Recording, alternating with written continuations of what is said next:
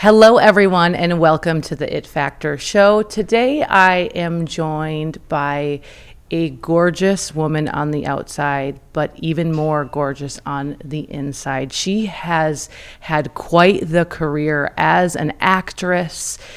What I love about her, and even just my few moments with her, is she's an actress.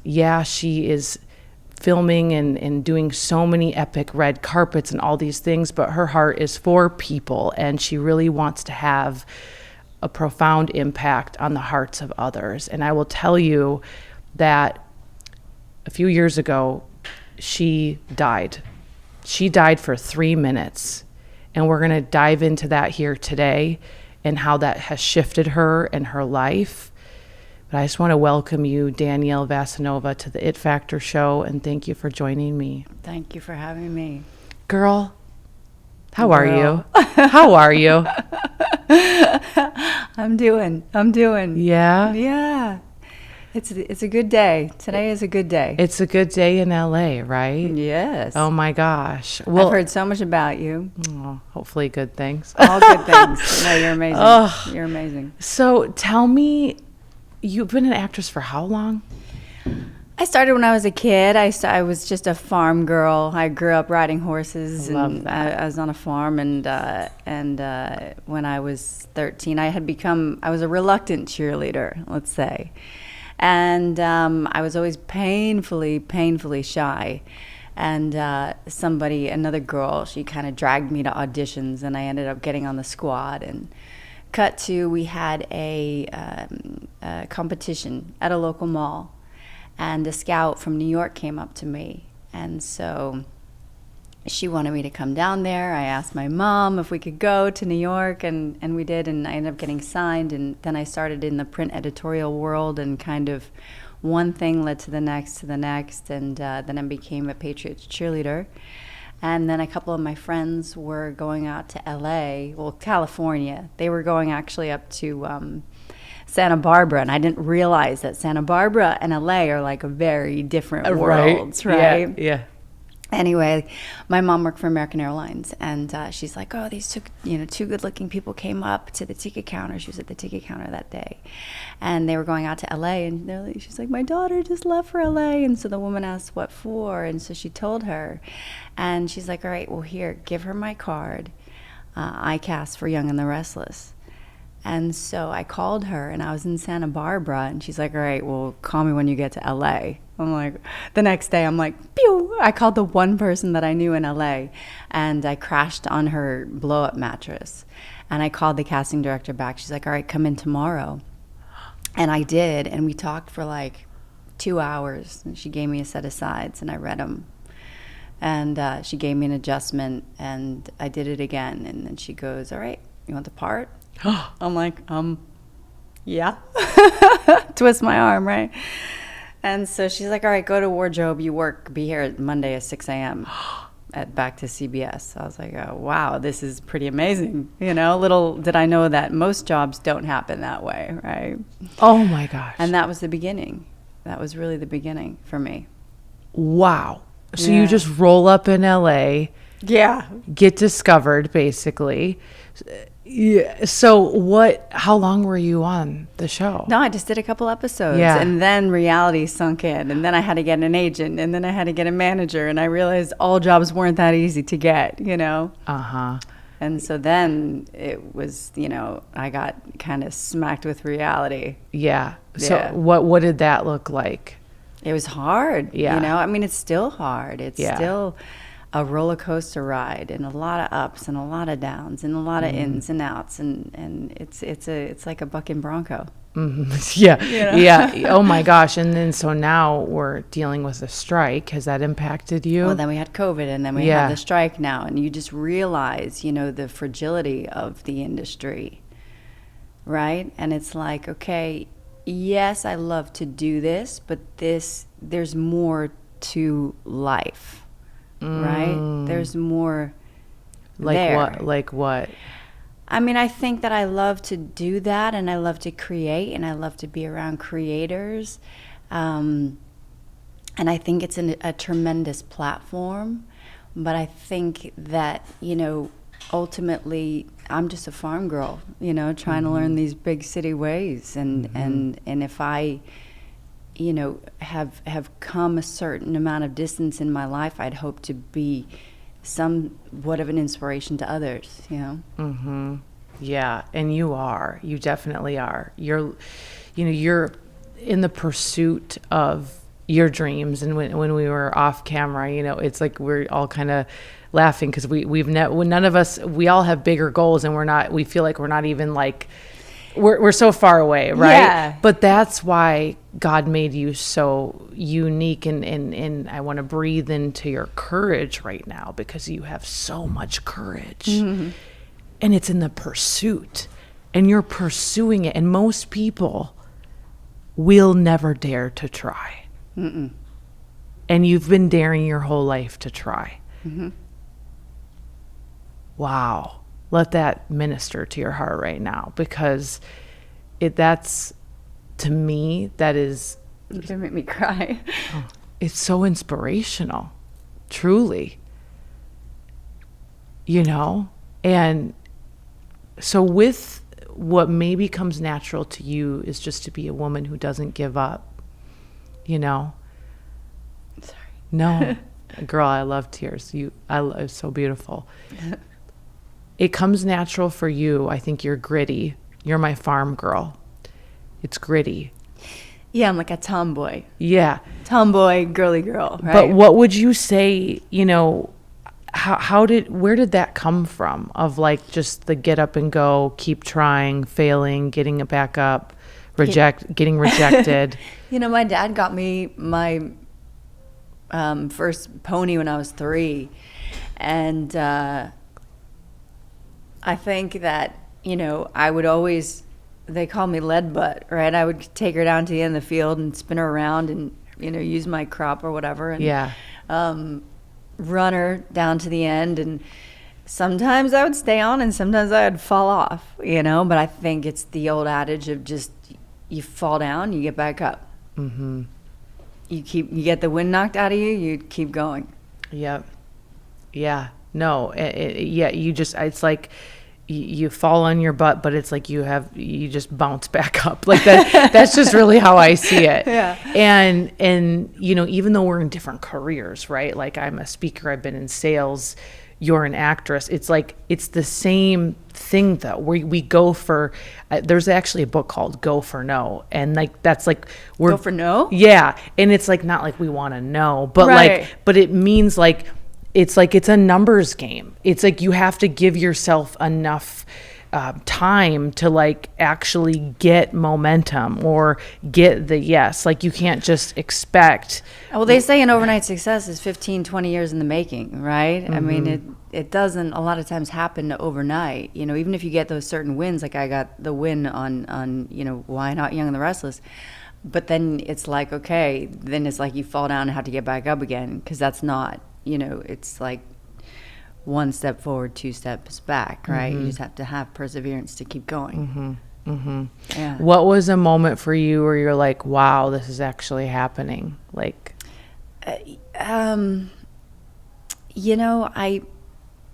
my manager called me and he's like, I've got this audition for you. It's this kind of action adventure show called The Philanthropist on NBC.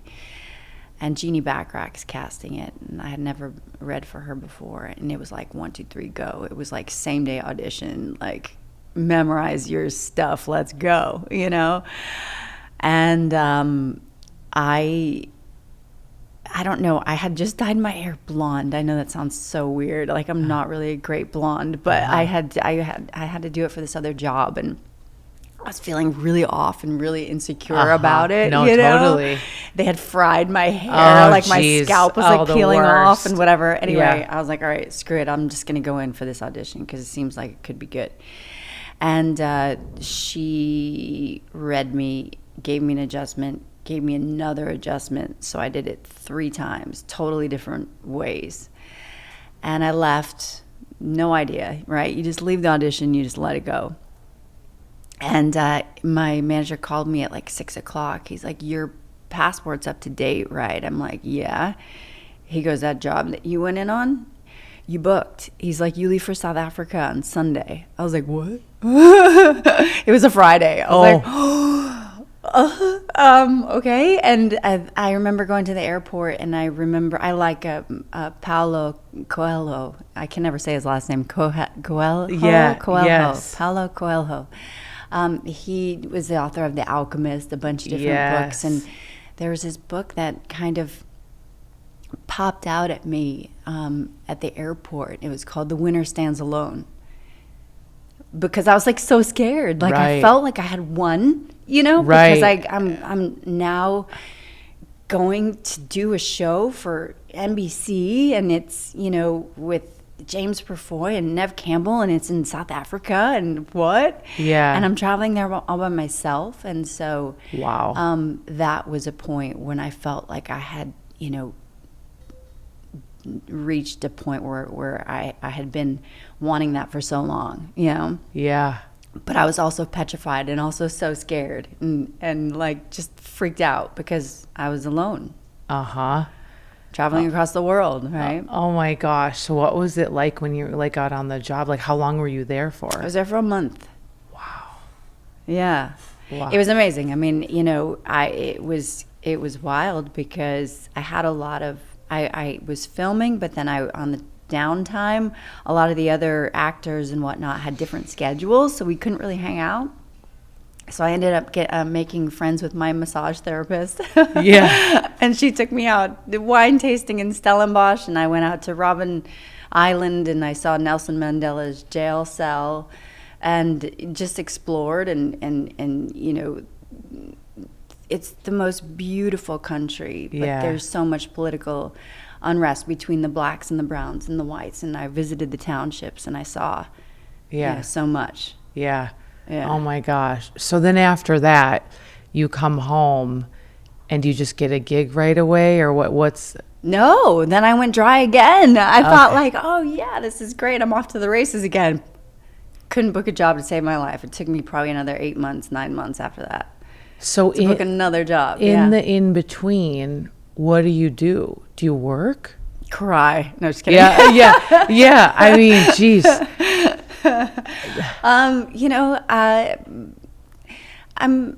I'm a creator, right? Yeah. So we just keep creating. Like right now I'm working on a children's book. So I don't remember what specifically I worked on during that time, but I'm also an equestrian, so I like to that's my therapy in a way. Yeah. And then just to write and to create or to produce or get into something. Yeah. So that's what I because it's staying busy and keeping busy and involving yourself in something, so that way you're not sitting there watching the clock or checking the phone or whatever, driving yourself crazy. Right. It's like the period of my life where I was single, or I went through a heartbreak for a minute, and I was like, okay, I got to keep busy because it's like, because otherwise I'm going to drive myself crazy. Yeah. And so, okay, so talk to me a little bit about equestrian riding. Like I've been riding since I was like this big, since I was it's like in my blood. I've ridden everything from, Western to hunter jumper to side saddle to dressage to saddle seat. And I was actually asked to become a jockey. And they wanted to make me like the Danica Patrick of horse racing. But I went down and I visited with some of the trainers, and I went to the barn and I talked to some of the other jockeys, and they're like, it's not if you're going to get hurt, it's when. And it's a pretty wild ride because there's a tremendous amount of pressure to make weight. Mm-hmm. Because you have to be like a 106 stripped, so you're a $120 with a tack, and you have to weigh in. So a lot of them end up getting into cocaine or drugs or whatnot just because they have to make weight, but they're also lifting weights because they're controlling a 1,200-pound animal. Wow. So you have to be so strong but so lean. Right.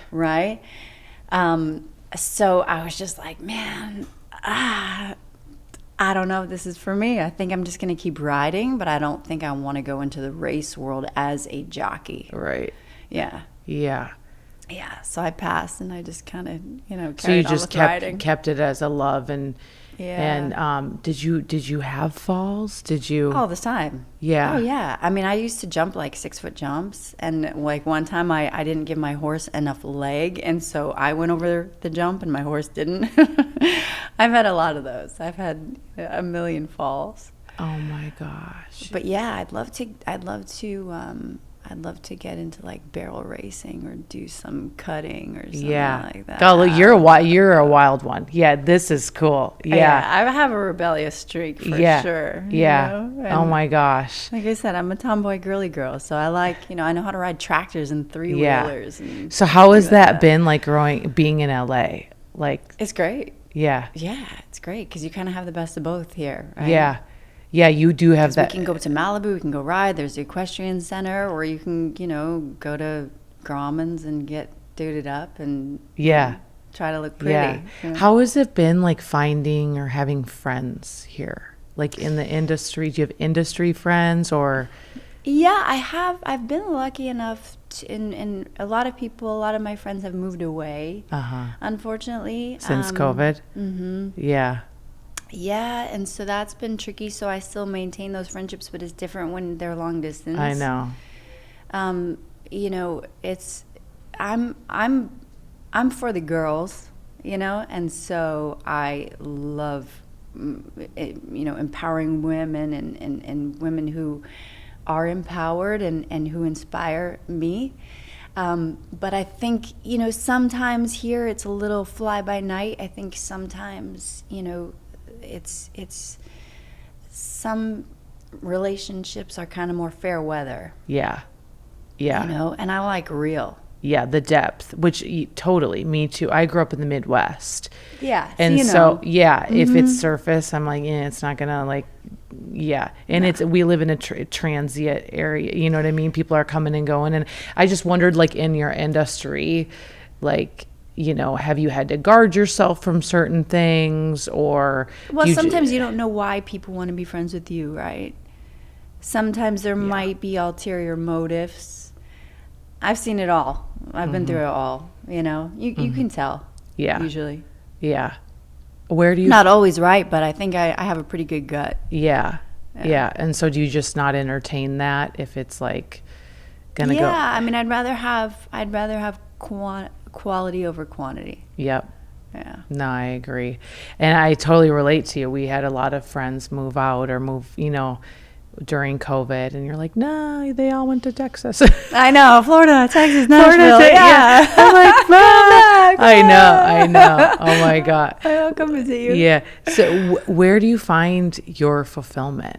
Because here's what I think, and there's so many listeners, even if they're not an actress, they can relate, right? Yeah. They're trying to build their thing. Right. And I don't care what you do. It's highs and lows.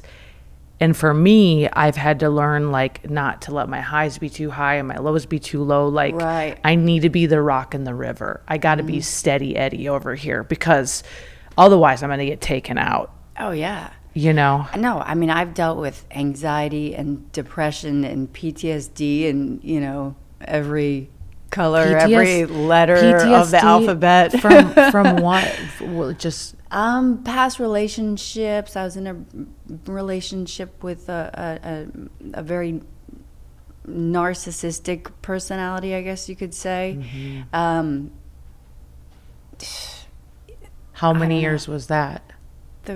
Almost 3. 3 too long. Too long. But I didn't understand it when I was in it. You never do. Yeah. So I think I kind of, went into it with a very open heart, and I ended up getting like really screwed up. It does. It screws you up. So we recently released a narcissist episode with a specialist. She has a book on how to slay the bully. Oh, wow. And this is one of the things her and I were talking about is like when you're in it, because they're so good at manipulating and mind effing you, you think you're the problem. Like you're like the Taylor Swift song. Oh, I'm the problem. It's me. But you're like, wait a minute. Yes. It's all, So so 3 years of hell. How did you break out of that? It wasn't all 3 years of hell. At Was it- first, I thought this was like the most magical adventure of my life, you know, and everything was amazing, and it was going to be this fairy tale. And it ended up being a nightmare, Oh, God. like hell on earth. So Yeah. what made you go like, I'm done? Well, I ended up getting locked out of the condo that we lived in. So, Oh, my God. I would be like, what? yeah. It was your stuff? So I never really had closure. Yeah, my stuff was still there. Oh, my word. Like I was going home, like I was going to change for a casting, and then I go up to open the door, and it like the lock wasn't turning over, and so I go downstairs, and I was like, hey, you know, there's something going on. My key's not working. Can you send maintenance, or can you help me? And the security guy goes, Miss, I'm sorry to tell you this, but you no longer have access to this building. What? Yeah. And then my stuff was sent to like this storage unit, not even like a normal storage unit. It was like Freddy Krueger could have lived there. It was like there was no floor, like it was like dirt, Uh-huh. and there was no light. Oh, my God. So you're just supposed to get your stuff and like quickly sign a lease somewhere else while... Exactly. So there was no closure. Mm-mm. Did you ever get to have like a sit down with him or... Mm-mm. What? Mm-mm. I'm so sorry. This is very traumatic. Mm-hmm. Like, holy moly. Yeah. No, he went into a very public relationship right after that, and it was tough. Do you feel like he just couldn't face the music? He couldn't deal with conflict? Yeah.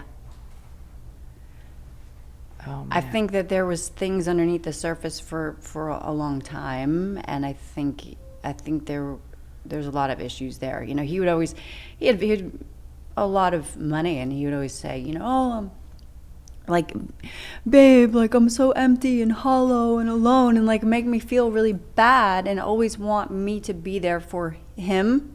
Uh-huh. You know, and then I would feel bad for him because I have a kind heart, and I wanted him to feel better, and so then Right. I would go to where he was because he was like putting this guilt trip on me, and then I would miss auditions, or I'd miss shoots, or I'd miss things, you know.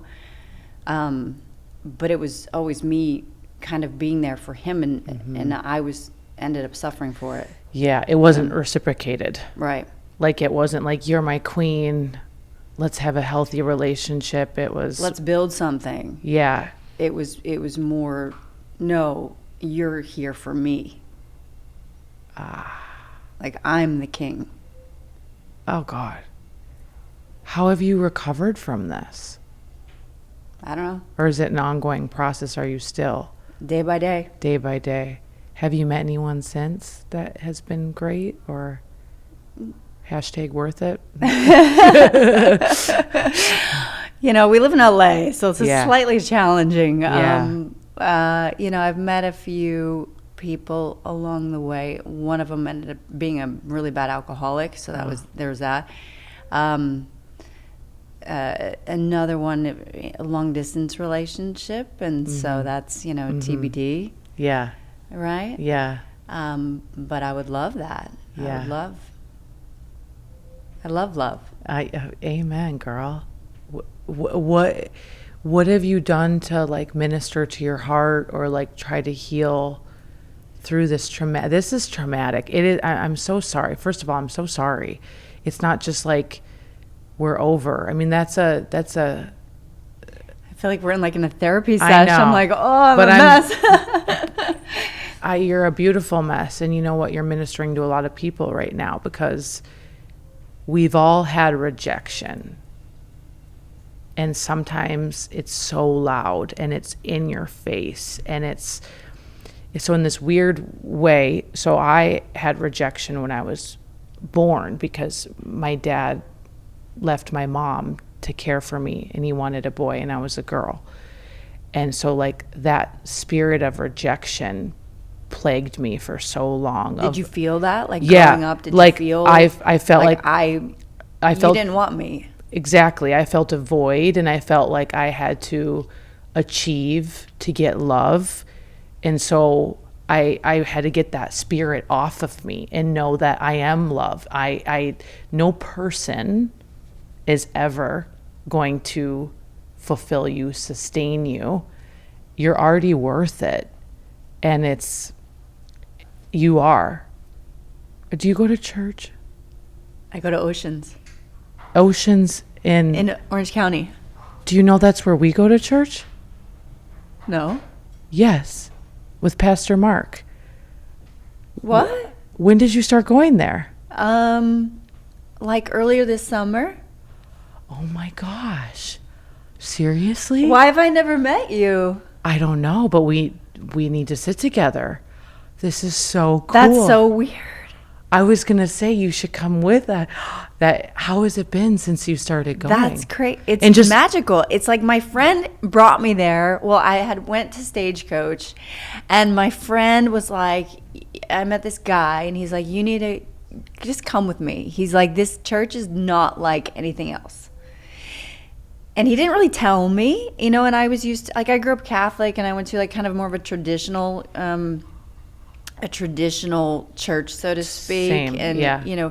But I went to catechism, and I ended up quitting catechism. I was so rebellious, I'm like, I don't want to be made to do anything. I don't feel relieved of my sins, like, going in and doing confession and everything. I'm like, Mom, I want to quit. Like, I'd rather just like learn voices and like watch cartoons and do like my own creative thing on the weekends and not go. And so like I stopped.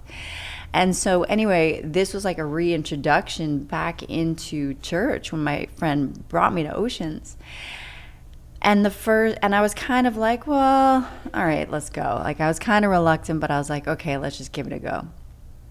And it was like the best experience of my life. And it was like no other church that I've ever been to. I agree.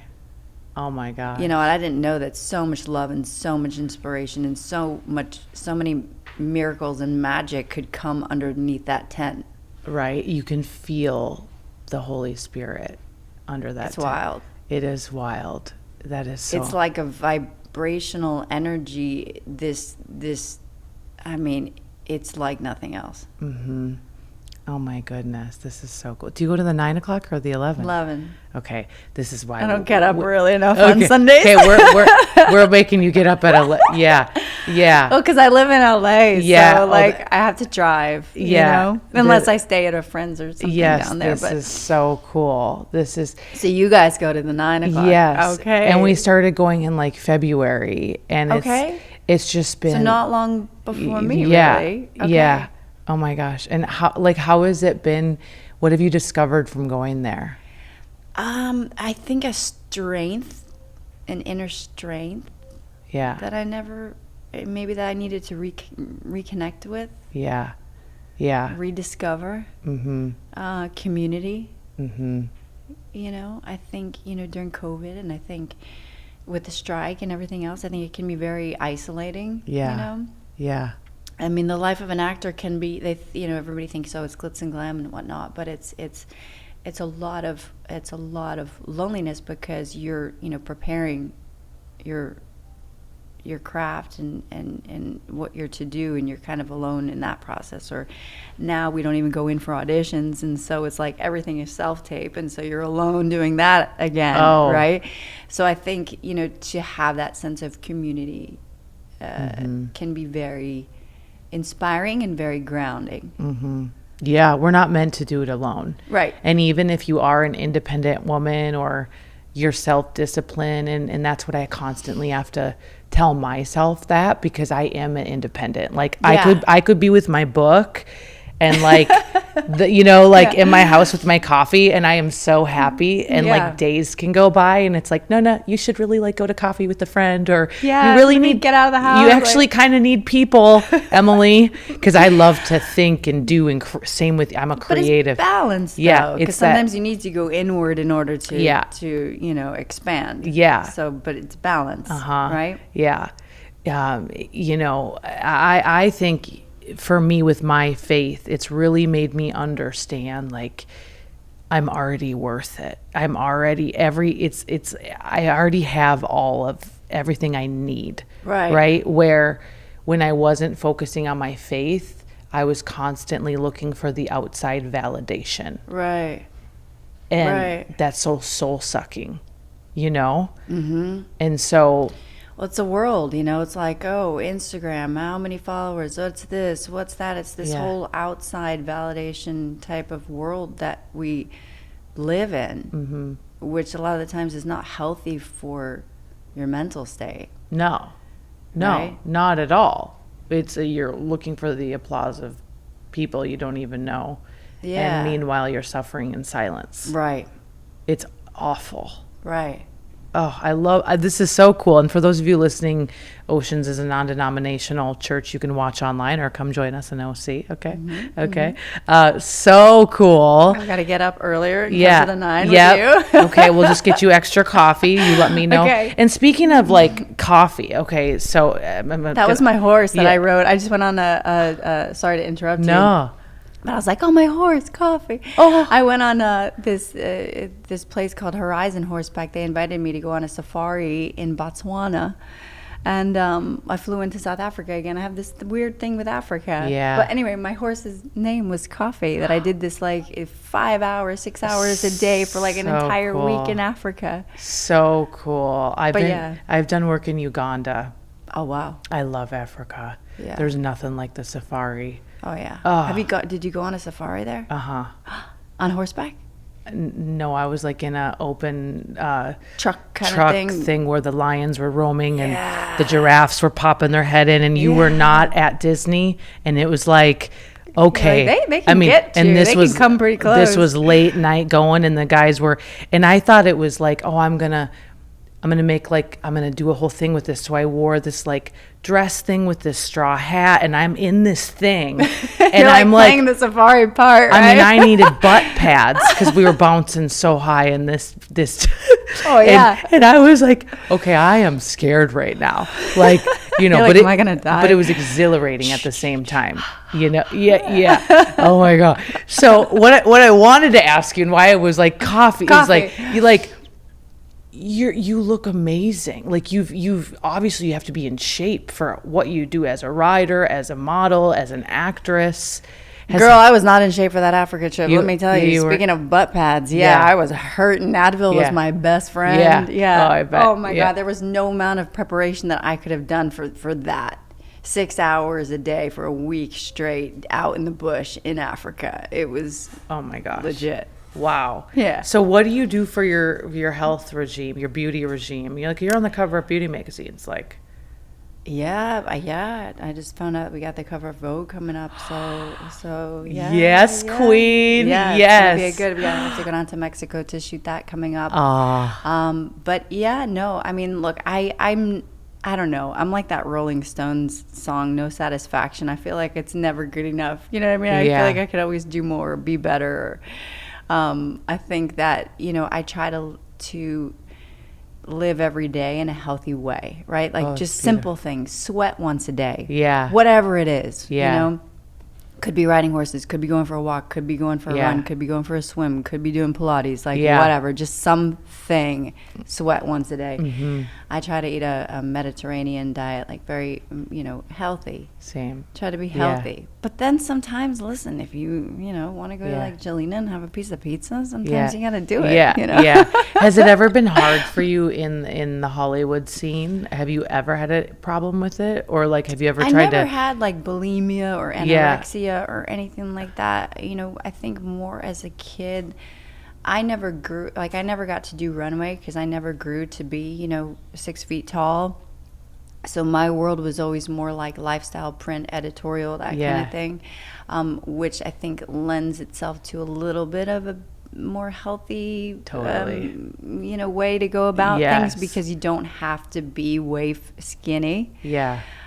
So I think that there was a lot more pressure when I was very young, and I think the climate's kind of changed a bit more. Isn't it refreshing? It's refreshing, but I also think that it kind of goes too far the other direction as well. I think we need to be in the middle. Totally. You know, I think we need to be healthy and body positive, but in a healthy way. 100%. And I meant that in a healthy way, not the opposite side of the spectrum. Yeah. Being obese is not healthy either. Right. You know? Right. Yeah, love yourself, love the skin you're in, but I think that there has to be a balance with it. It can't be too far to the left or too far to the right, you know? Yeah. So, something you said about like, you know, I just sweat or move. Like for me, like when I just had that flow mindset and it wasn't so like I have to work out at the gym you know, I used to be like that. I was like, I gotta be at Equinox and I gotta do my you turn into a freaking psycho, literally psycho. And I was like, I have to do my 3-mile run and this and that, and I actually look better today with a flow state, lower cortisol.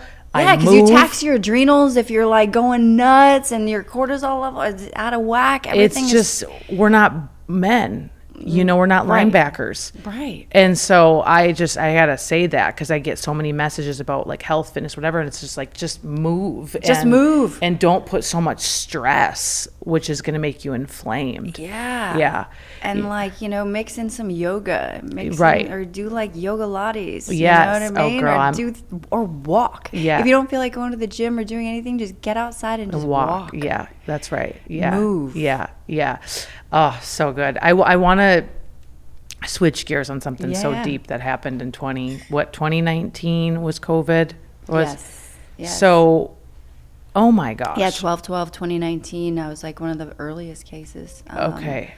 It came on so hard and so fast and so strong, and I just wasn't feeling good, and I went to urgent care downtown, and they're like, oh, you have strep, you know, sent me home with a Z-Pack, and I really didn't feel good. And then I booked I went to this premiere. I did the carpet with my other girlfriend who is an actor, and then we went downstairs. I told her, I said, Layla, like, I think I need to like lay down on the floor. You know, sometimes when you don't feel good, you feel hot, you just need like a cold, something like a cold floor. Yeah, it's like what my dog does with his belly on the floor. I was like your dog. Yeah. I was like, just let me lay down. She's like, this is not good. Like, there's the director and producer and the cast and everybody coming in. Like, you can't like lay down on the floor. This is kind of weird here, you know.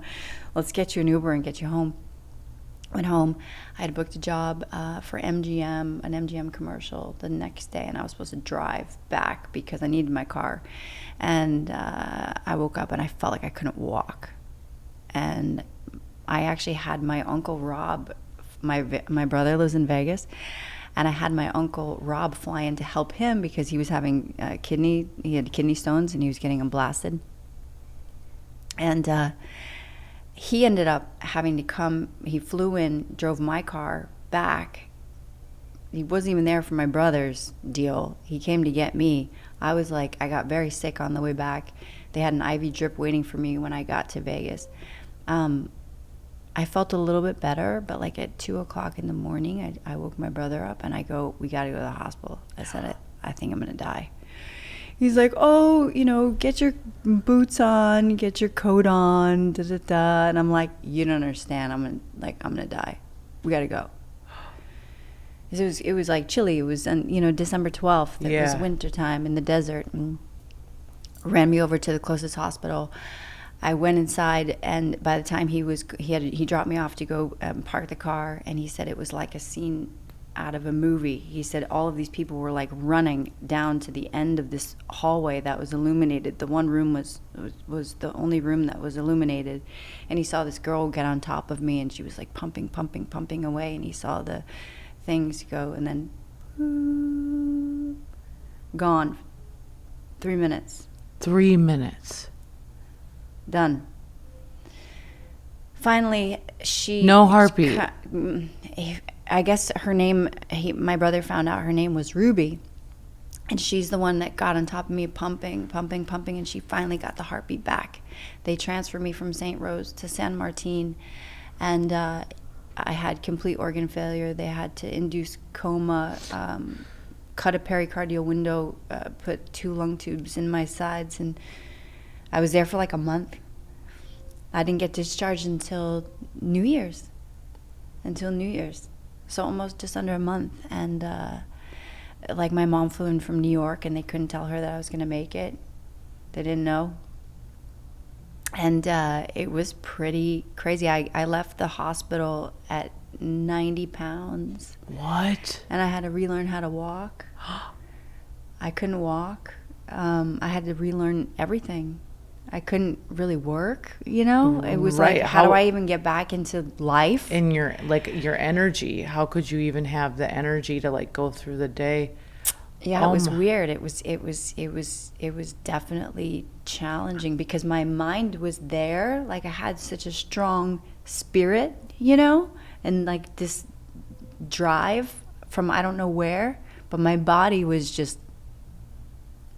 Oh my gosh. And it was weird because then all of a sudden I started seeing numbers, like numerical patterns, you know, like I would see like in one day I would see like 4, 4, 4, 5, 5, 5, 11, 11, like, but like so much that I would like notice it. Yeah. It was like evident that.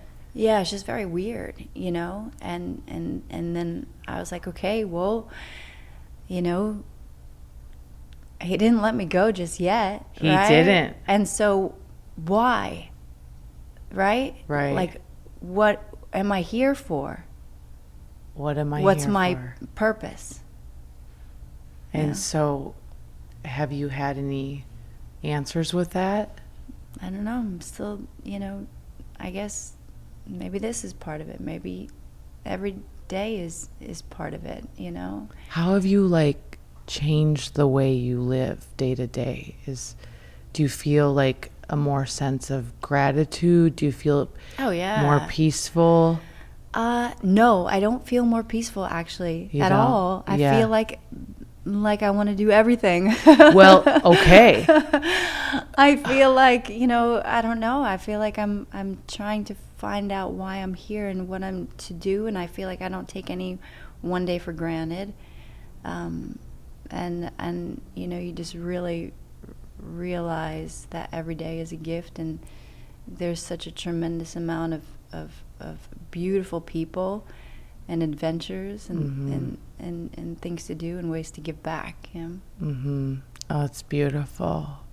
Oh my gosh. And it's like, it's just to even think like 3 minutes you were flatlined. 3 minutes. Yeah.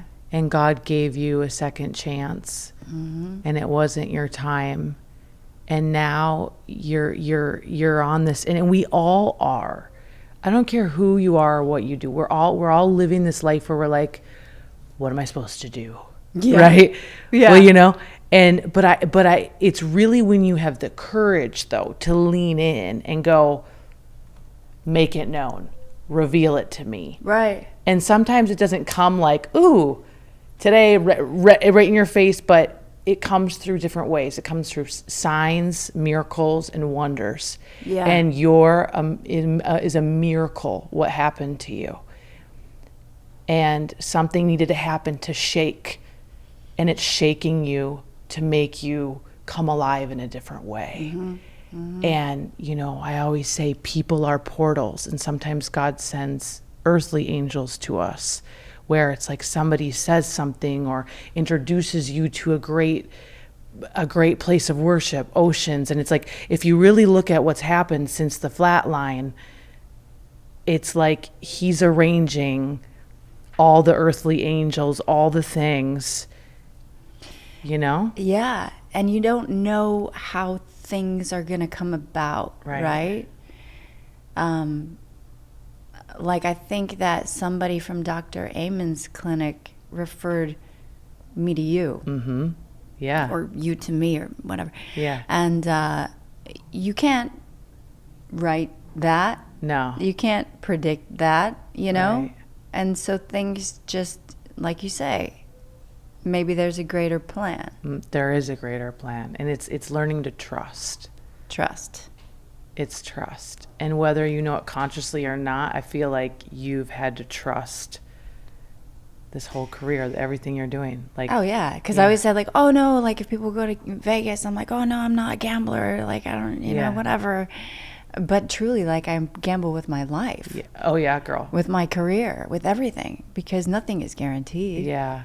What advice would you give to someone right now that's like, they feel like they want to do something, but they haven't taken that next step?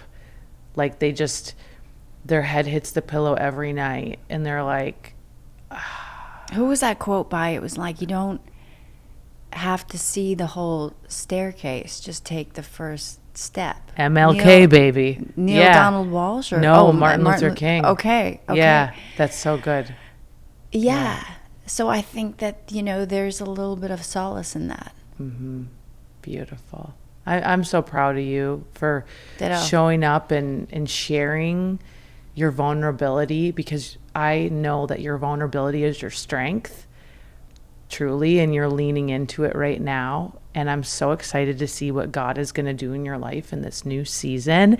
And I mean, come on, she's at the cover of Vogue, but she's also doing so much more. And so where can people find you? I mean, I'm on Instagram. Okay. Danielle Vasinova on Instagram. Yeah, that's kind of my one and only, really. Okay. Yeah. Yeah. What's next on the horizon for you?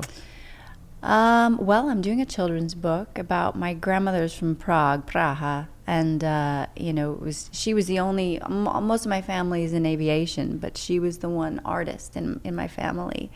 And so without her journey to America and her search of freedom, and her desire for more, I wouldn't be here. And so I turned her into a bear, and I called it The Adventures of Boppy Bear. But I want to do like I was very inspired by that one that won the Oscar. What was it called? The horse, the boy, the fox, and the mole, or something like that. Yeah. There's like 4 words in there. Yeah. And it's such a beautiful story, but I would love to do, you know, a film version of Boppy and an ongoing children's book series, and maybe do a merch line and you know, create a world around it. But then right before the break, I did, I know it's such a juxtaposition, but I did Darkness of Man, which is a action adventure movie with Jean-Claude Van Damme. Awesome. And I play Sandra Whitaker in that, so that's in post. And then hopefully the strike will end and there'll be more work to come. Yes. I want to get on like a Yellowstone type of show, or like a Marvel type of show, or superheroes, something like that. So. Let's speak it out. Speak it out. Yeah. Well, thank you so much, girlfriend. Thank you. Thank you for showing up big, and I'm going to be following you and supporting you along the way. Likewise. And cannot wait for all that's to come, and you're creating your future, and I love it. So thank you. You're amazing.